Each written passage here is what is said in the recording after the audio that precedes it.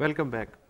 तो क्या वाकई जिस्मानी या ज़हनी रुकावट कोई बहुत बड़ा ऐब या कोई अज़ाब या कोई ऐसी कैफियत है जिस पे मैं और आप तरस खाएं? आमना महमूद ख़ान की दस्तावेज़ी रिपोर्ट देख के खुद ही फैसला कीजिए।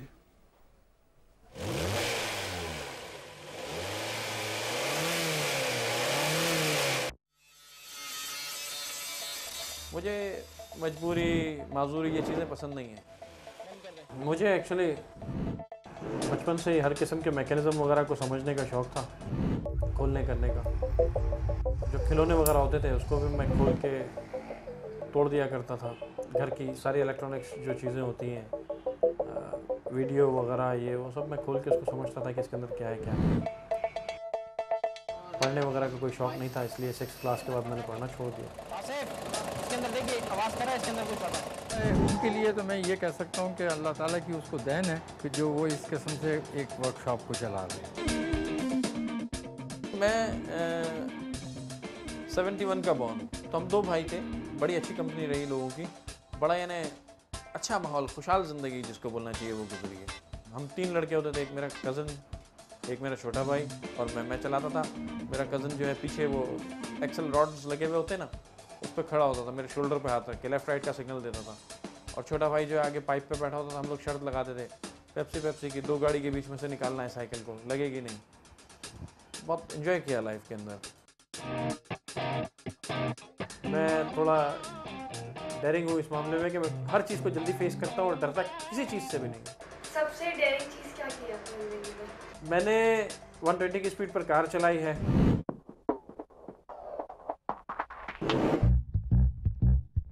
तबीयत में ठहराव थोड़ा नहीं है।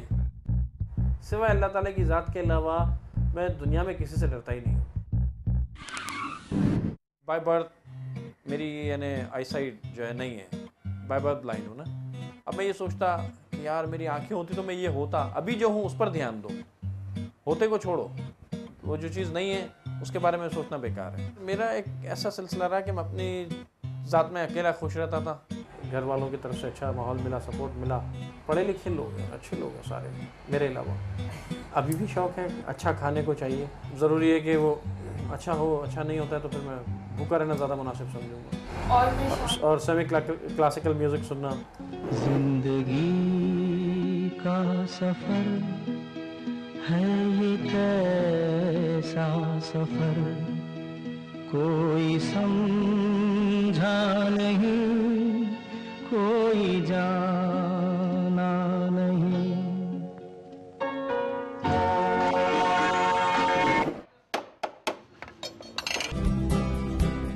पहले ये था कि इंजन वगैरह मैं ख़ुद इंस्टॉल करता था, सारे काम मैं खुद करता था। मगर अभी ये कि साफ़ रखा हुआ है, अल्लाह का करम है। काम एक्चुअली चलता ही कॉन्ट्रैक्ट बेसिस पर है। ये नहीं, अल्लाह का करम बेटा, मेरी जान गाड़ी तैयार है। अरे 101% लोहे की तरह मजबूत है। मैंने हमेशा शुक्र अदा किया अल्लाह ताला का। मैं इस काबिल तो नहीं हूँ ना मेरे पास कोई एजुकेशन है इतना, ना मेरे पास इतने पैसे हैं कि मैं कोई बहुत ही यानी करोड़पति इंसान हूँ, या ऐसा भी नहीं है। तो ये अल्लाह का एहसान नहीं है कि मैं अर्न कर रहा हूँ, अपने यानी सारे स्टाफ को लेके चल रहा हूँ, काम कर रहा हूँ और लोग सेटिस्फाई हो रहे हैं। ये बड़ी बात है ना। जो चीज़ हम आँख से देख के कर रहे हैं होते हैं ना, ये सुन के करते हैं। वेरी नाइस मैन, बस is a God gifted person. बहुत अच्छे, बहुत स्ट्रॉन्ग एडिड है, गुड मैन। आसिफ पटेल की कहानी आपने देखी। बहुत मामूली आदमी है ये आसिफ पटेल और उतनी ही मामूली है इसकी कहानी। जब हमें ये पता चले कि नाबीना अफराद के लिए ब्रेल एजुकेशनल सिस्टम बनाने वाले लुई ब्रेल से लेके इंग्लिश शायर, मिल्टन अदीब, जेम्स जॉयस लिखारियों की एकेडमी अवार्ड यानी पुलिट्ज़र प्राइज़ का बानी जोसेफ पुलिट्ज़र, मुसव्विर क्लॉड मोने, हिंदुस्तानी मौसीकार सूरदास, अमरीकी लेजेंडरी गुलकार स्टीवी वंडर, साबिक़ बरतानवी वज़ीर दाखिला डेविड ब्लैंकेट, न्यूयॉर्क के मौजूदा गवर्नर डेविड पैटरसन और साबिक़ इंडोनेशियाई सदर अब्दुर्रहमान वाहिद बसारत से महरूम मगर बसीरत के उरूज पे रहे। हम जिस्मानी माजूरों को कमतर समझते हैं ना, तो फिर बेथवेन के बारे में क्या ख्याल है जिसने अपनी शोरा आफाक 9th सिम्फनी उस वक्त तरतीब दी थी जब वो समाज से पूरी तरह महरूम हो चुका था। हस्पानवी मुसव्विर गोया समाज से महरूम था, वो अपने शहपारों की तारीफ तक नहीं सुन सकता था, लेकिन गोया समेत सब जानते थे कि गोया गोया है। फ्रैंकलिन रूजवेल्ट पोलियो का शिकार था, लेकिन वही पहला और आखिरी अमरीकी सदर भी है जो 4 मरतबा मुंतखब हुआ। और माहिर तबीयत स्टीफन हॉकिंस का नाम किसने नहीं सुना। पूरा जिस्म मफलूज, क़ुव्वत गोयाई से महरूम स्टीफन हॉकिंस, जिसके बग़ैर 20वीं सदी की फ़िज़िक्स और मैथ्स की तरक्की नामुकम्मल थी, उसकी तो आवाज़ भी उसकी नहीं थी।